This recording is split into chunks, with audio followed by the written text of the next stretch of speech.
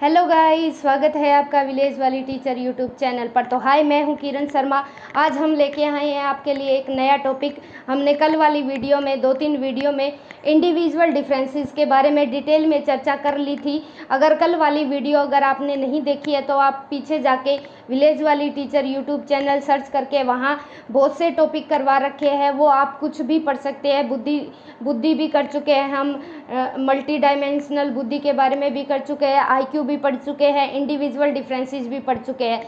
तो आज हम एक नया टॉपिक शुरू करेंगे, भाषा एंड विचार, थॉट एंड लैंग्वेज। आज एक नया टॉपिक हम शुरू कर रहे हैं और अलग अलग साइकोलॉजिस्ट आए, अलग अलग उनकी कंट्रोवर्सी चलती रही। कई साइकोलॉजिस्ट ने माना भाषा पहले आती है, कईयों ने माना चिंतन पहले होता है, यानी थॉट पहले आते हैं। तो अलग अलग इस पे भाषा के ऊपर हम पढ़ेंगे। जीन पियाजे ने भी डिस्कशन किया है, लेव वाइगोत्स्की के बारे में भी पढ़ेंगे, ठीक है, नोम चॉम्स्की के भी बारे में पढ़ेंगे, एक बेंजामिन ली होफ्स है उसके बारे में भी हम पढ़ेंगे, ठीक है। तो भाषा के ऊपर 4-5 मेन साइकोलॉजिस्ट ऐसे हैं जिन्होंने भाषा के ऊपर काम किया और थॉट के ऊपर काम किया। और सीटेट में लगभग इन चारों साइकोलॉजिस्ट से क्वेश्चन पूछे जाते हैं जो भाषा और थॉट से जुड़ते हैं, ठीक है। तो चलिए, हरलोक ने भी भाषा की डेफिनेशन दी है, स्टोट ने भी दी है। ये NCERT की बुक में लिखा हुआ है, इनके बारे में हम चर्चा करेंगे। इनकी कई बार परिभाषा बिना नाम दिए पूछ ली जाती है, ठीक है, कि ये किसकी डेफिनेशन हो सकती है। हो सकता है सीटेट में अब की बार पूछ लिया जाए, क्योंकि डीपली क्वेश्चन पुट होने लगे हैं सीटेट में, क्योंकि अलग अलग टायर में होते हैं ना, तो अलग अलग शिफ्ट में होते हैं। तो सीटेट में आजकल डीप चीज़ें पूछी जाती है। तो चलिए, आज हम नया टॉपिक शुरू करेंगे। हमने इंडिविजुअल डिफरेंसेस का डिटेल में डिस्कशन कर लिया था। आज हम जानेंगे सबसे पहले भाषा के बारे में, ठीक है। भाषा सभी को पता है, भाषा ही एक ऐसा माध्यम है जिससे मैं अपने विचार आप लोगों तक पहुंचा रही हूं, ठीक है। सिंपल लैंग्वेज में समझना ज़रूरी है, कंसेप्ट समझना ज़रूरी है। ये नहीं कि हम बुक वाला एज इट इज़ रटे, ठीक है, कि ऐसे प्रतीकों का और सिंबल्स का ऐसा समूह जिससे हम आपस में आदान प्रदान कर सकते हैं, संप्रेषण की स्किल है, कम्युनिकेशन है, ठीक है। सिंपल हमें पता है मेरे विचार आपको किस माध्यम तक पहुंच रहे हैं और मेरे विचारों को आप समझ पा रहे हैं। तो हमारा जो आपसी वार्तालाप है या कहानी है, ठीक है, मैं अपने विचारों को आपके सामने कुछ चीज़ें बोलकर बता रही हूँ, कुछ मैंने यहाँ बोर्ड पर लिखा हुआ है, ठीक है, रियल लाइफ से कनेक्टेड करके बता रही हूँ, कुछ बोर्ड पर लिखा है। तो यानी जो मेरे भाव है, ठीक है, मेरे मन के जो भाव है, जो मैं आपको पढ़ाना चाहती हूँ, वो कुछ मैं बोल के बता रही हूँ और कुछ लिखा हुआ है और कुछ सिंबल्स के माध्यम से भी समझाया जाता है। तो ये जो चीज़ें हैं ये लैंग्वेज है, और वो लैंग्वेज अलग अलग कल्चर में, अलग अलग समाज की अलग अलग लैंग्वेज होती है। लेकिन जो एक तरह का समाज होता है, उस समाज में हम कौन सी लैंग्वेज का यूज़ करते हैं और सामने वाला हमारे हाव भाव देखकर, हमारी चेहरे की अभिव्यक्ति देखकर क्या उसके बातें वो चीज़ें समझ में आ रही है। तो ठीक है, भाषा क्या है? भाषा मेरे विचारों को अगर आप समझ पा रहे हो तो हमारा अच्छा इंटरेक्शन हो पा रहा है, मेरे मन के भाव मैं आपको बोलकर बता रही हूँ, ठीक है। तो सबसे पहले हम जानेंगे हरलोक की परिभाषा और स्टोट की परिभाषा। ये NCERT की बुक में गिवन है, इसलिए यहाँ पढ़ रही है ताकि पूछ लिया जाए, क्या पता। हरलोक क्या कहती हैं, ये 3 जो लाइनें लिखी है इन पे एक बार बाद में डिस्कशन करेंगे, क्योंकि पहले हम कंसेप्ट क्लियर कर ले कि भाषा होती क्या है, ठीक है, भाषा के कितने प्रकार है, फिर भाषा की संरचना हम कैसे कर सकते हैं, ठीक है। एक बार यहाँ मत देखिए इनके बारे में। भाषा विचार को निर्धारित करती है, विचार भाषा को निर्धारित करते हैं, और भाषा और विचार के उद्गम भिन्न भिन्न है। इनके बारे में हम थोड़ी देर बाद में डिटेल में चर्चा करेंगे। तो चलिए शुरू करते हैं। भाषा क्या है? भाषा प्रतीकों की व्यवस्था है जिसका उपयोग हम एक दूसरे से संचार के समय करते हैं, यानी एक दूसरे से जब बात करते हैं ऐसे प्रतीक है, चाहे हम हिंदी में बात कर रहे हैं, चाहे इंग्लिश में कर रहे हैं, चाहे कोंकणी बोल रहे हैं, कोई भी लैंग्वेज यूज़ कर रहे हैं, लेकिन सामने वाले को अगर मैं मेरे मन के भाव बता रही हूँ तो सामने वाले को अगर समझ में आ रही है ना, तो हमारा अच्छा संप्रेषण हो रहा है। तो ये एक भाषा है। भाषा हमें एक दूसरे से इंटरकनेक्टेड करके चलती है, ठीक है, ध्यान रखेंगे। भाषा को डिटेल में जानना, बस कंसेप्ट क्लियर होना चाहिए हमारा कि भाषा होती क्या है। एक दूसरे के हम मन के हाव भाव चाहे बोलकर समझाए, चाहे लिखकर समझाए, या सिंबल्स के माध्यम से समझाए, ठीक है।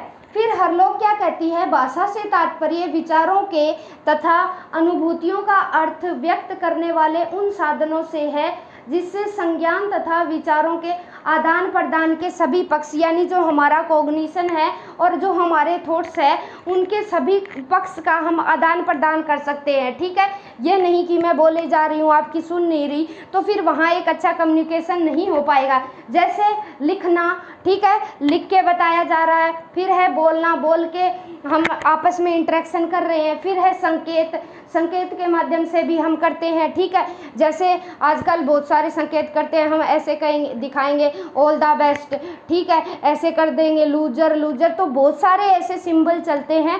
ठीक है, और हमें जहाँ बोलने की और लिखने की भी ज़रूरत नहीं होती, हमें बस सिर्फ हमारे चेहरे के हाव भाव बता देते हैं कि हम खुश है या हमें गुस्सा आया हुआ है, ठीक है, या हम किसी से जेलस फील कर रहे हैं।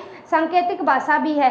शुरुआत में मनुष्य ने संकेतों के सहारे ही आपस में इंटरेक्शन करना सीखा, बाद में बोलना, वोकल कॉर्ड्स बच्चे की धीरे धीरे स्टार्ट होती है, तो पढ़ेंगे उनके बारे में भी। ठीक है, चेहरे की अभिव्यक्ति हो गई, हाव भाव हो गया, मूक अभिनय हो गया। ठीक है, आजकल मोनो एक्टिंग भी चलती है, मूक अभिनय करते हैं। ठीक है, सामने वाला क्या एक्ट कर रहा है वो हमें अच्छी तरह से समझ में आता है। ठीक है, वो बोल नहीं रहा लेकिन ऐसे ऐसे एक्शन करके दिखा रहा है। ठीक है, हमें समझ में आ जाती है वो चीज़ें।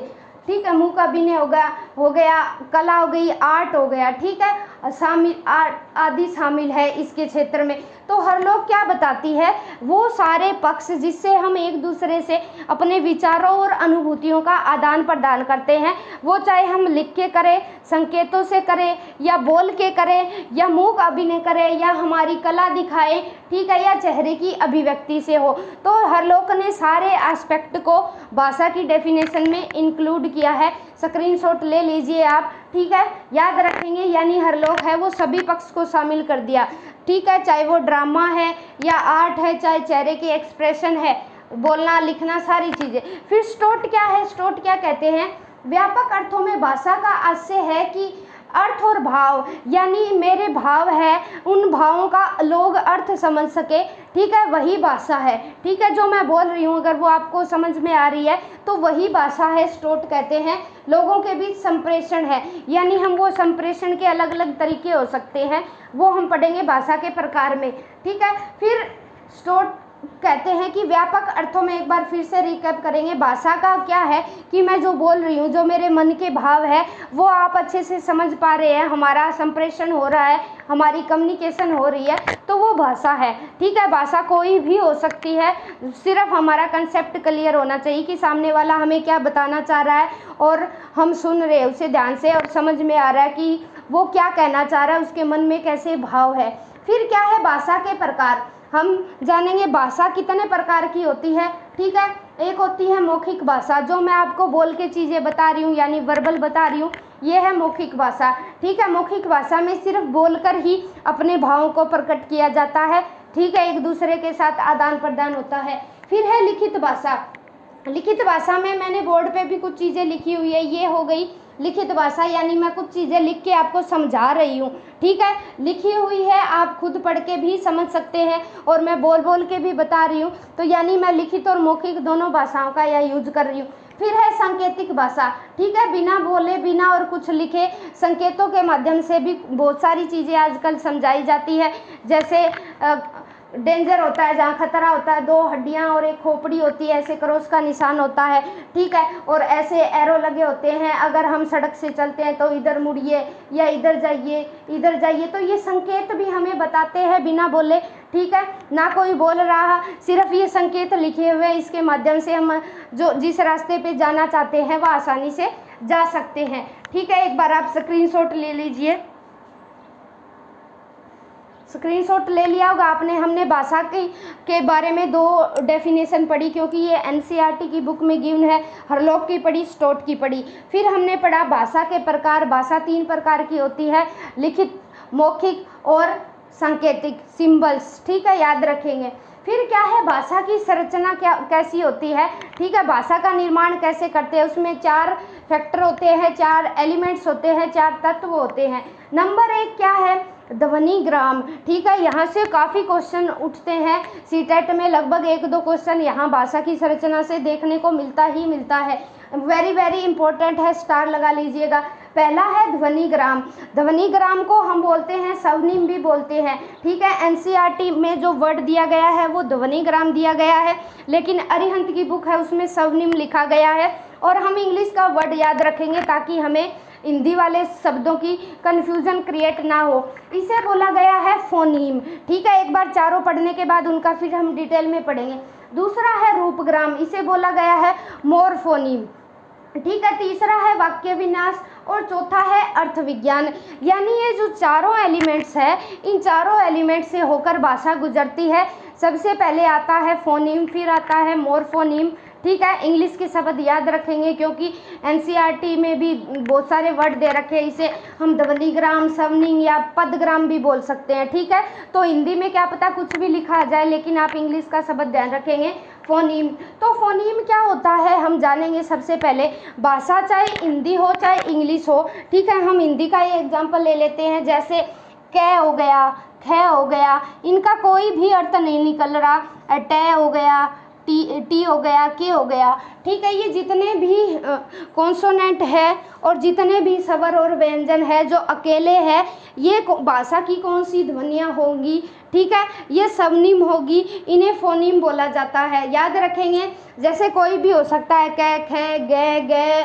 ठीक है, टी, के, ए, पी, ये जितने भी सिंपल वर्ड है, ठीक है, कॉन्सोनेंट हो गए, चाहे हमारा अल्फ़ाबेट हो गया, स्वर हो गए, व्यंजन हो गए, ये जितने भी शब्द है ये हम फोनीम की कैटेगरी में शामिल करेंगे। ठीक है, सबसे पहले बच्चा सिंपल शब्द ही सीखता है, जो हिंदी में तो बच्चा स्वर बोलता है। ठीक है, ए, आ की साउंड निकालता है, वो पढ़ेंगे उसके बारे में। फिर आता है रूपग्राम, यहाँ सिंपल वर्ड होंगे।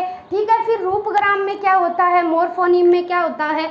जैसे हम इंग्लिश का एग्जांपल लेते हैं, CAT कैट, यानी इस कई बार पूछ लिया जाता है मोरफोनीम, ये एक वर्ड बन गया। ठीक है, मोरफोनीम में एक वर्ड बन जाता है जिसका अर्थ निकलता है। जैसे इसमें 3 ध्वनिग्राम, 3 फोनीम शामिल हो गए, एक सी शामिल हो गया, एक ए शामिल हो गया और एक टी शामिल हो गया, और 3 फोनीम मिलके एक मोर्फीम बनाते हैं। ठीक है, और जिसका सिंपल अर्थ निकल रहा है CAT कैट, कैट मीन्स बिल्ली। यानी ठीक है, 3 फोनीम मिलकर एक वर्ड बनाते हैं। ठीक है, 3 से ज़्यादा हो सकते हैं, कुछ भी हो सकते हैं, बैट, कैट, बड़े बड़े अक्षर कुछ भी हो सकते हैं। ठीक है, जिनका प्रॉपर मीनिंग निकले। ठीक है, इसे बोला जाएगा मोरफोनीम। ध्यान रखेंगे। ठीक है, क्या ध्यान रखेंगे, फोनीम जो है, फोनीम का सिंपल अर्थ नहीं होता, सिर्फ वो स्वतंत्र इकाई होती है और ये भाषा की सबसे छोटी इकाई है। याद रख लेंगे, क्या बताया मैंने, फोनीम जो है ये भाषा की सबसे छोटी इकाई है, भाषा की लघुत्तम इकाई है। याद रखेंगे। ठीक है, इसे तोड़ के हम नहीं तोड़ सकते, ये स्वतंत्र है और लघुत्तम इकाई है, सबसे छोटी है। और फिर इनको जोड़ जोड़ के, फोनीम शब्द को जोड़ जोड़ के बनता है मोर्फीम, जिनका अर्थ निकलता है। ठीक है, ये स्वतंत्र नहीं होते अपने आप में, इनका एक अर्थ निकलता है। ठीक है, भाषा की सबसे छोटी इकाई फोनीम कहलाएगी और फोनीम को जब हम जोड़ते हैं वो मोरफोनीम बन जाता है। इसे रूपीम भी कहते हैं, रूपग्राम को। ठीक है, रूपग्राम एनसीईआरटी की बुक में गिवन है और रूपीम कहते हैं। ठीक है, ध्यान रख लेंगे, लेकिन इंग्लिश का शब्द जरूर ध्यान रखेंगे, मोरफीम। ठीक है, फोनीम मिलकर मोरफीम बनाते हैं। फिर है वाक्य विन्यास, तीसरी जो भाषा की कड़ी है वो हम वाक्य बनाते हैं, और ऐसा वाक्य जो व्याकरण की दृष्टि से सही होता है, यानी जो ग्रामेटिकल है उसकी दृष्टि से सही होगा, उसे बोला जाएगा वाक्य विन्यास। ये तीसरा स्टेप है, भाषा की संरचना का तीसरा एलिमेंट है। ठीक है, याद रख लेना, इसमें वाक्य ऐसे होंगे जो व्याकरण की दृष्टि से सही होगा, ग्रामेटिकल दृष्टि से सही होगा। जैसे किसी ने बोला मेरी दादी चाय खाती है। तो ये क्या है, चाय कभी खाई नहीं जाती, चाय पी जाती है हमेशा, ठीक है। तो ये याद रख लेंगे, चाय हमेशा पी जाती है, यानी जो बच्चा है वो गलत व्याकरण की दृष्टि से गलत वाक्य बोल रहा है, ठीक है। जैसे चाय पी जाती है ना कि खाई जाती है। जैसे बच्चा बोल दे कि मैं रोटी पीता हूँ, तो बच्चा क्या है, गलत वाक्य का प्रयोग कर रहा है। तो सही वाक्य होने चाहिए और व्याकरण की दृष्टि से वो सही होने चाहिए। हम अपनी तरीके से, अपनी मर्जी से हेर फेर इसमें चेंज नहीं कर सकते, क्योंकि ये भाषा की अपनी खासियत होती है। फिर नंबर 4 आएगा अर्थ विज्ञान, ठीक है।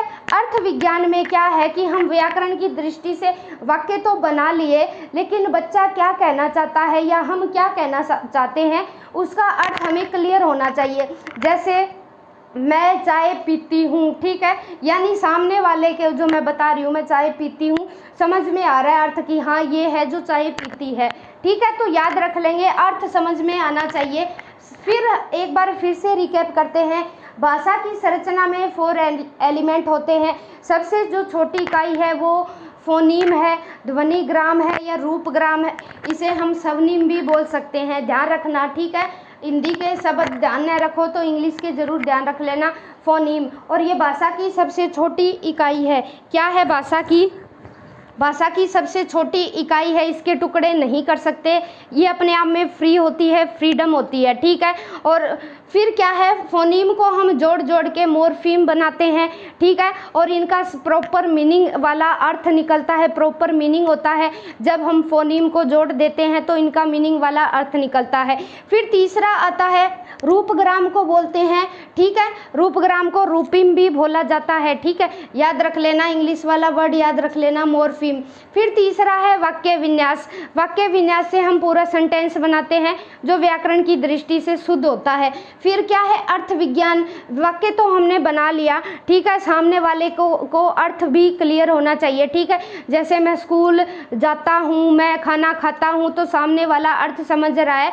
तो ये हो गया भाषा के स्टेप, चारों स्टेप याद रख लेंगे। और पहला और दूसरा यहाँ से तो काफ़ी क्वेश्चन पुट करता है, सीटेट में हर बार देखने को मिलते हैं, ठीक है। वाक्य विन्यास और अर्थ विज्ञान तो ये तो नाम से ही स्पष्ट है, लेकिन सबसे ज़्यादा कन्फ्यूजन हमें इनमें होती है फोनीम और मोर्फीम में। बस ध्यान रख लेना, फोनीम में सिंपल साउंड होती है, ठीक है, सिंपल वर्ड होते हैं, और फिर मोर्फीम में वर्ड जुड़कर एक अर्थ वाले शब्द बन जाते हैं, याद रख लेना। इसके बाद फिर हम पढ़ेंगे भाषा का विकास, बच्चे में कैसे भाषा का विकास होता है।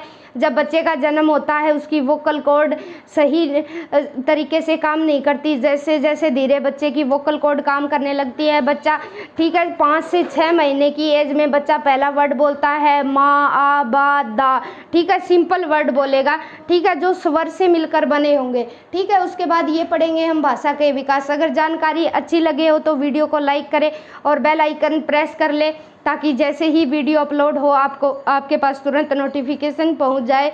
Bye bye, thanks for watching.